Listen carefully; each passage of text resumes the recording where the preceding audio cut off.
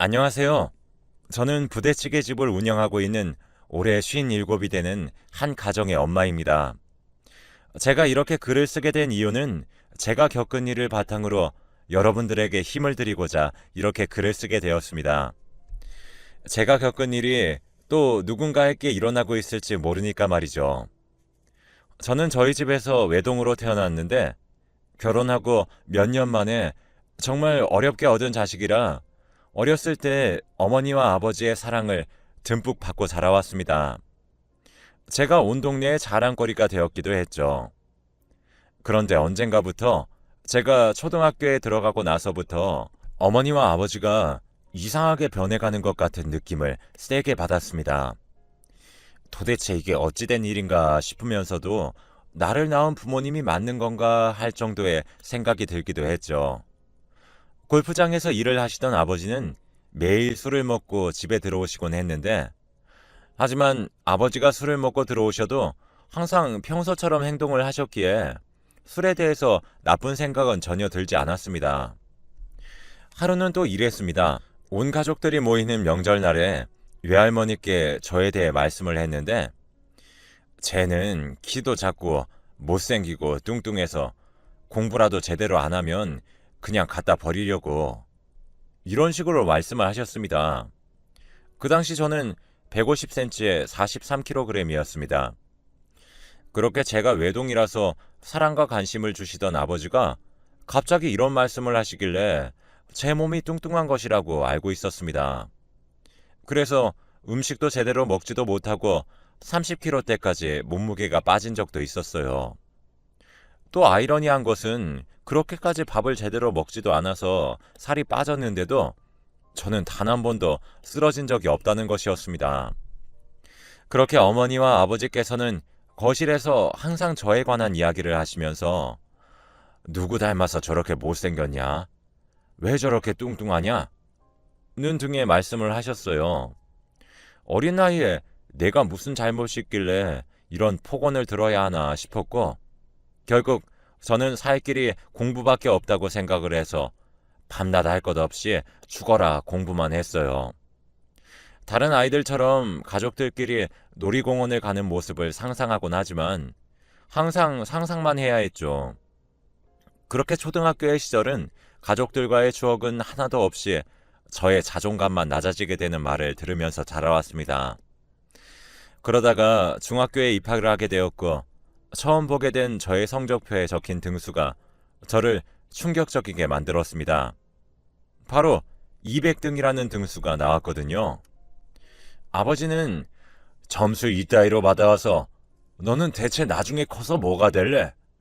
뚱뚱하고 얼굴도 못생긴 애가 공부라도 잘해야지. 다 너 잘되라고 하는 말인데 공부도 열심히 하고 살도 열심히 빼고 라는 말씀을 하셨고, 저는 중학생 때 또 죽어라 공부를 하며 살아왔습니다. 그렇게 중학교를 졸업할 때에는 1등의 성적을 거두면서 졸업을 하였고, 고등학교를 입학하였습니다. 항상 이렇게 제가 왜 못생기고 뚱뚱하다는 이유로 매를 맞아야 되는지 저는 전혀 납득이 가지 않았고, 고등학교 친구들에게 너네 집도 일어나면서 제 가정사에 대해 이야기를 했습니다. 그러자 아이들이 하나같이 다 놀란 표정을 지으며 너네 아빠 친아빠 맞아? 아니 근데 갑자기 옛날에는 그렇게 관심이나 사랑을 주시던 분이 왜 그렇게 너한테 욕하시고 때리시고 그러시는 거야? 이렇게 말을 했습니다. 저도 그 이유를 정말 알고 싶었죠.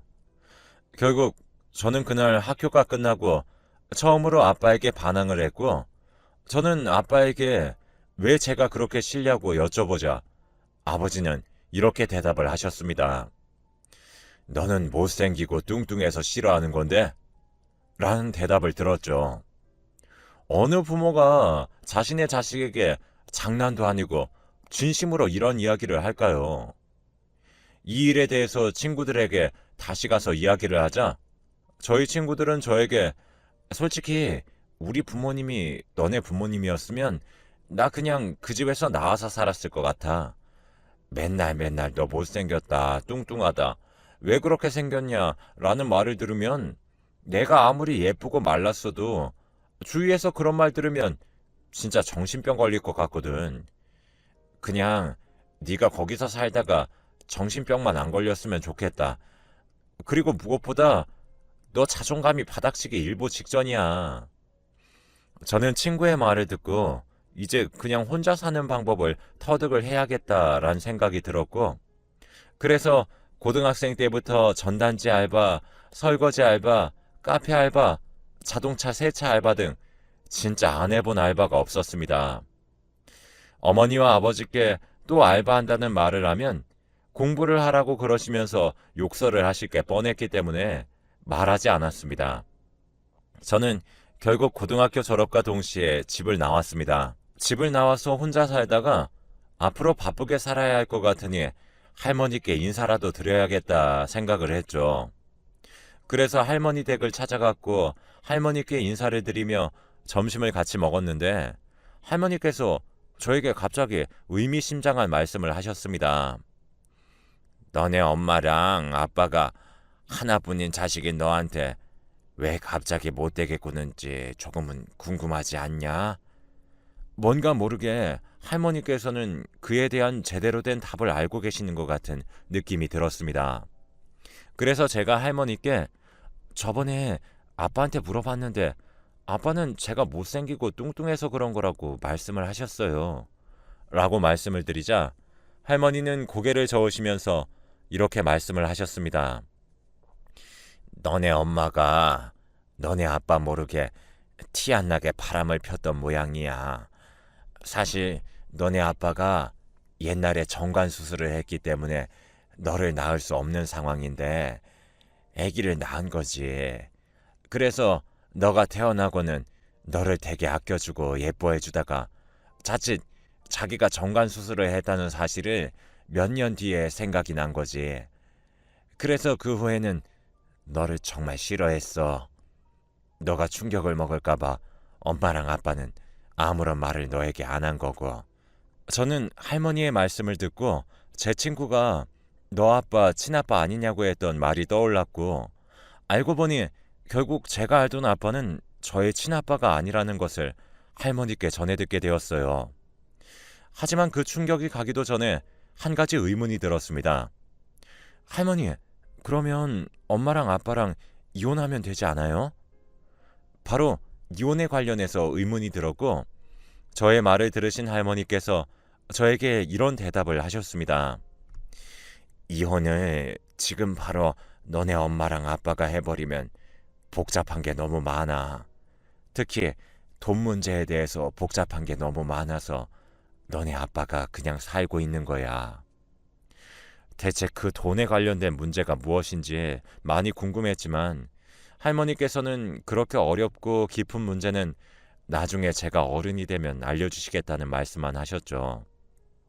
저는 할머니의 말씀을 듣고 어느 정도의 궁금증도 해결이 되어서 조금이나마 마음이 편했지만 저희 아빠가 제 친아빠가 아니라는 사실이 충격이 가시지 않더군요. 그렇게 저는 아빠가 이혼하지 않으시는 이유에 대해 의문점을 품으며 살고 있었습니다. 그래도 아버지 덕분에 그렇게 공부를 한 결과 저는 교대에 들어갔고 선생님이 되었지만 학교 생활이 저의 적성에 맞았는데도 조금은 다른 사회생활도 해보고 싶어서 심리치료사에 대해 공부를 한 뒤에 자격증을 따서 일을 하게 되었습니다. 저와 같이 가정으로부터 제대로 된 환경을 받지 못한 아이들이 있을 것 같다는 생각을 했고, 조금이나마 저와 비슷한 환경에서 자란 아이들에게 힘이 되어주고 싶었기 때문에 심리치료사를 택하게 되었습니다. 그렇게 하루하루를 보내던 중 갑자기 모르는 번호로 전화가 한 통이 걸려왔습니다. 전화를 받아보니 고등학교 때 제가 공부를 가르쳐줬던 친구였어요. 남자아이였죠. 그 친구는 공부머리가 있었던 아이였긴 했는데 시간 활용을 잘 하지 못해서 성적이 안 좋은 친구였습니다. 그 친구는 저 덕분에 변호사가 되었다며 고맙다고 인사를 하려고 연락이 온 것이었습니다. 똑같이 반복되는 지겨운 일상 속에 그 친구의 연락은 되게 반가웠습니다. 내가 졸업할 때 내가 너한테 그랬잖아. 꼭 성공해서 연락할 테니까 꼭 받아달라고. 내가 꼭 맛있는 밥 사주겠다고 그런 거 기억나냐? 너 이번 주 주말에 할 거 없으면 나 만나서 같이 밥 친구 좀 해주라. 너 먹고 싶은 거 있으면 다 말해. 다 좋으니까. 그때까지만 해도 그 친구를 이성적으로 생각하지 않았고 그냥 평범한 내 학교 친구라고 생각을 했습니다. 그렇게 주말이 되었고 그 친구를 만나서 삼겹살에 소주 한 잔을 하면서 옛날 이야기도 하다 보니 저의 가정사에 대한 이야기가 나왔습니다. 너희 아버지 요즘도 너한테 옛날처럼 못되게 구셔? 저는 그 친구의 말에 나 집 나와서 아빠랑 엄마 어떻게 사는지 몰라. 그리고 더군다나 그 아빠 내 친아빠 아니래. 저도 모르게 그 친구와 이야기를 하면서 지금까지 아버지에게 당해온 일들이 생각이 났고 참아온 눈물이 터져버렸습니다. 그러면서 그 친구는 저에게 너 이렇게 힘들어하니까 나랑 며칠만 일 끝나고 만나서 같이 얘기 좀 할래? 네가 지금 남의 심리를 치료해 줄 때가 아니라 네 심리를 스스로 좀 파악해서 치료해야 될 것 같아. 너는 지금 충분히 괜찮을 거라고 생각하겠지만 제3자가 보기엔 전혀 안 괜찮아 보여. 이런 말을 했습니다. 저는 오랜만에 만난 친구의 말에 괜찮다고 확답을 주면서 이야기할 수 없었습니다. 왜냐면 저는 그때까지만 해도 괜찮은 척하면서 살아온 것이 사실이니까요. 어쩌면 저에게 체면을 걸었을지도 모릅니다. 그렇게 그 뒤로 그 친구를 만나기 시작했어요. 매일 일 끝나면 같이 밥도 먹고 이야기도 하면서 지냈죠. 그러던 어느 날 그 친구는 저에게 갑자기 친구로 만나지 말고 연인 사이로 만나자고 하더라고요. 저의 이런 힘든 상황을 다 알고 있고 무엇보다 저의 가정사에 대해 알고 있던 친구였기 때문에 연인 사이로 만나도 나쁠 것 없다는 생각이 들어서 알겠다고 이야기를 했죠. 그리고 다정한 그 아이에게 저도 좋은 감정이 있었거든요. 그렇게 연애를 하다가 서로 결혼 이야기가 오고 갔습니다. 그래서 결혼을 하기 위해 그 누구보다 일을 열심히 하면서 돈을 모았죠. 남편과 저는 자녀 계획도 있었기 때문에 한 번에 자녀를 위한 돈도 마련해 두었습니다.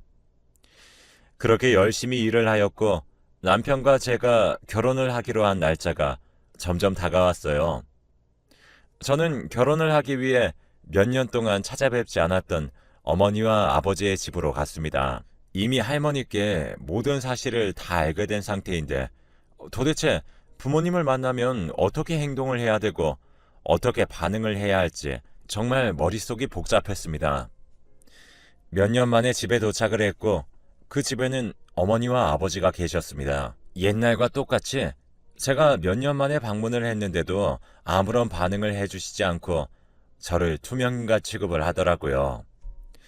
부모님께 혹시 또 폭언을 들을 것 같아서 겁이 났지만 저는 견딜 수 있다는 다짐을 하며 어머니와 아버지께 말을 걸었습니다.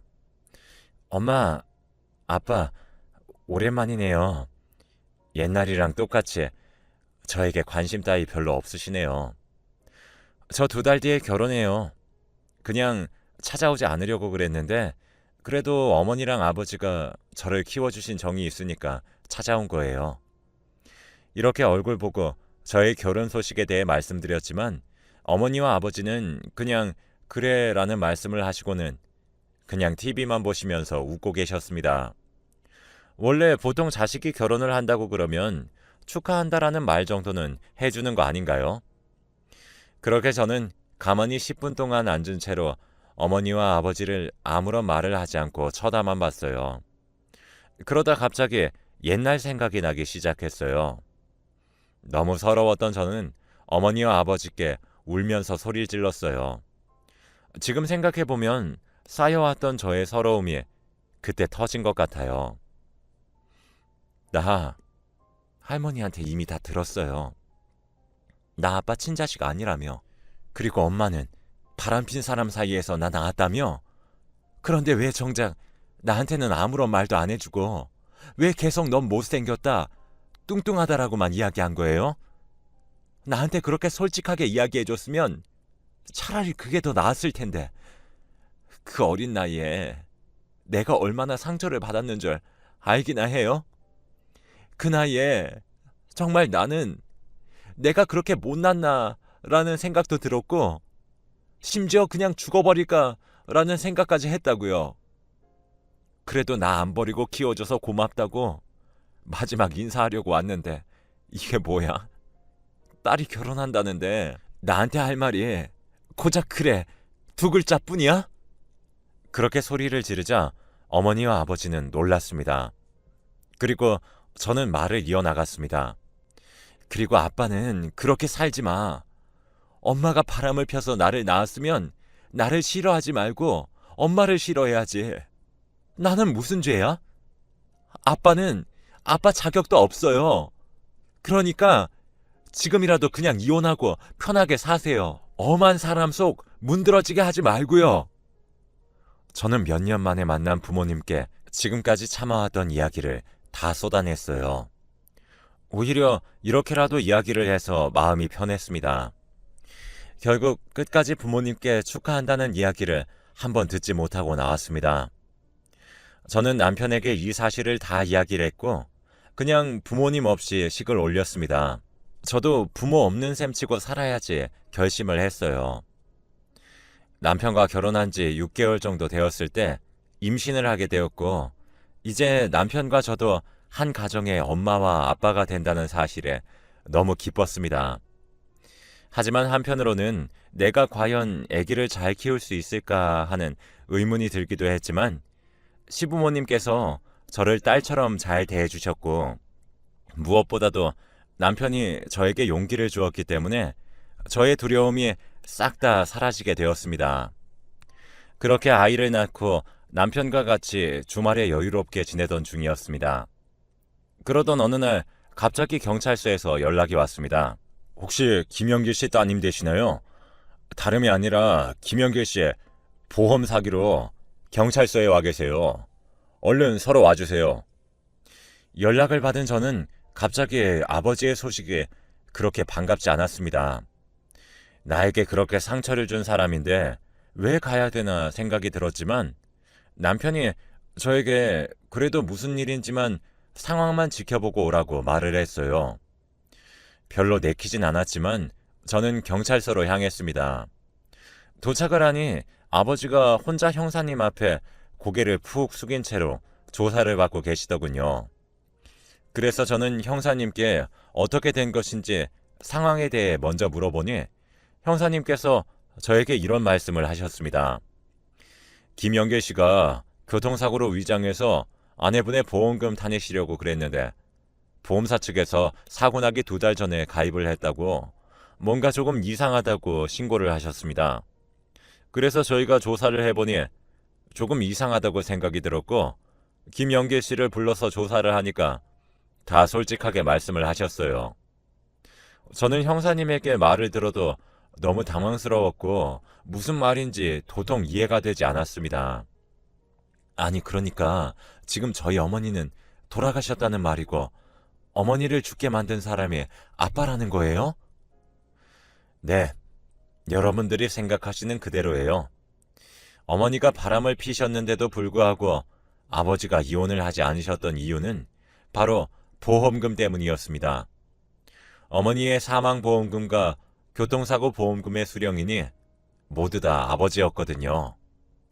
저는 그 이야기를 듣고 너무 혼란스러웠습니다. 그렇게 옛날에 저에게 나쁜 말을 퍼부으신 것도 모자라서 저희 어머니를 돈벌이로 이용했다는 사실에 너무 화가 났어요. 그래서 저는 형사님께 이런 말씀을 드렸습니다. 이 사람은 옛날부터 저 딸 취급 안 했어요. 그리고 이 사람 친딸도 아니니까 굳이 이런 일 있으시면 저한테 연락 안 하셔도 돼요. 웬만하면 교도소 생활을 좀 오래 하셨으면 좋겠네요. 라는 말을 남기고 경찰서를 나왔습니다. 나중에 이야기를 들어보니 결국 아버지는 징역형을 받으셔서 교도소에서 수감 중이라고 하더군요. 저는 집으로 와서 남편을 보자마자 펑펑 울어버렸습니다. 사실은 아버지한테 지금까지 당했던 것만 생각하면 치가 떨리고 짜증나지만 키워준 정이 있으니 참아왔죠. 하지만 어머니를 보험금 때문에 죽였다는 것에 매우 놀랐어요.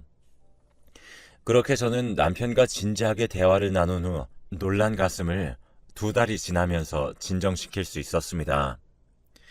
이런 일이 있은 지 몇 년이 지난 지금은 아이들과 남편과 잘 사는 중입니다. 심리치료사도 그만두고 아이들이 제일 좋아하는 부대찌개집을 차려서 생계를 이어나가는 중이에요. 저는 여러분들께 꼭 드리고 싶은 말이 있습니다. 남의 슬픔을 무시하지 마시고 보듬어주는 사람이 되시길 바랍니다.